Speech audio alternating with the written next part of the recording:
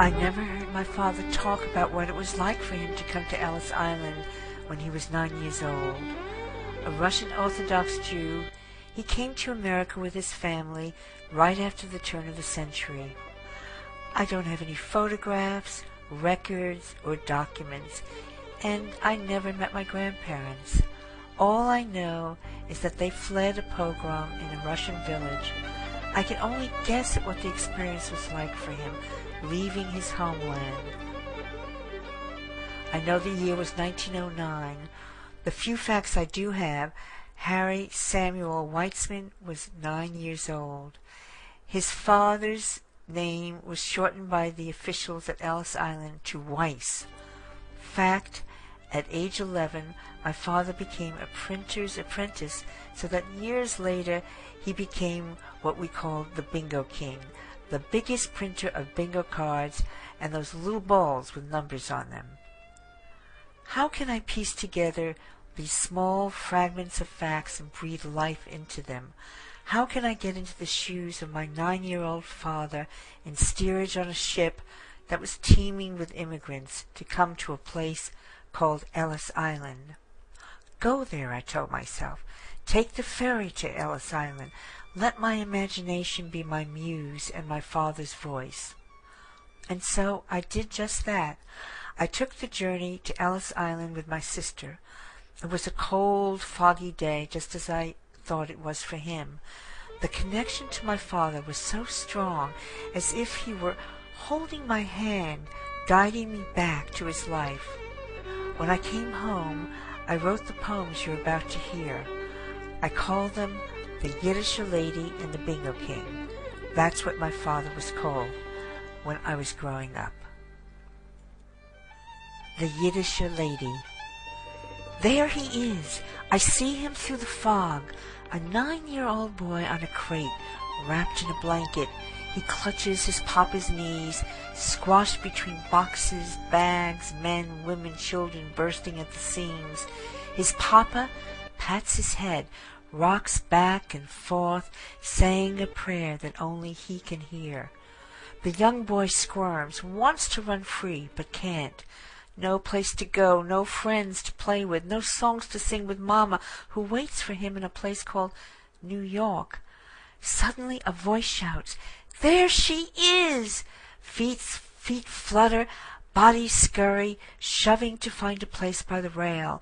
Strong arms lift him high, and his papa shouts joyous, See the Yiddishe lady?" The young boy shouts back, "What? Who? Where is she?" He sees nothing but gray fog. The wind is howling in his face. And then he sees a something.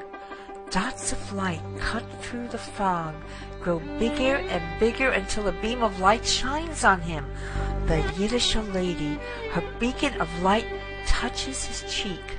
She winks at him, only him, and my father, the little boy, squeezes his papa's hand.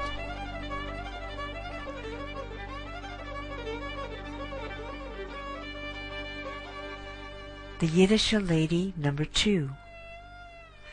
And now, almost 90 years later, another foggy day, my sister and I board a ferry, crammed with tourists, their boom boxes and cameras clicking pictures to put on their computers. I can't seem to stretch back in time to when my father, the young boy, came to Ellis Island. I'm caught in the now of my life, and see nothing but fog, thick with memories, all mine.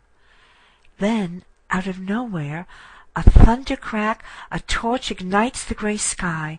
For an instant, I see what my father and his father saw those 90 years ago, the Yiddishe lady, so tall, so proud.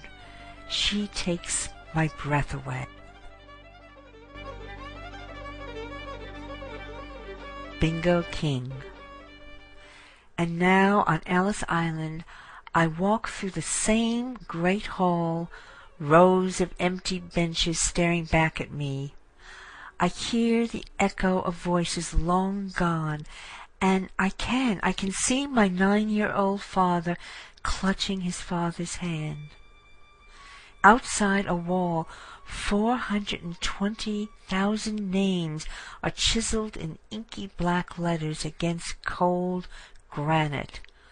My sister and I walk past so many names, searching for a piece of our roots. Unbelievable that there are so many Weisses. Who are they, these people with my name all huddled on a wall? And where is my father? I keep looking at the endless stretch of names, none of them mine. Just as I'm about to give up, I see him, my father, his name on the next to last row of Weisses, Harry S. Weiss, and it's calling out to me. My father, not a name carved in stone, came through these gates as a boy whose papa had a dream, a boy who saw the Yiddishe lady wink, who grew a life on the Lower East Side in Brooklyn, fell in love with a Jewish princess he picked up on Brighton Beach, became a printer of enough bingo cards to give us all a down payment on the next chapter of the American dream. Breathless, I found my father.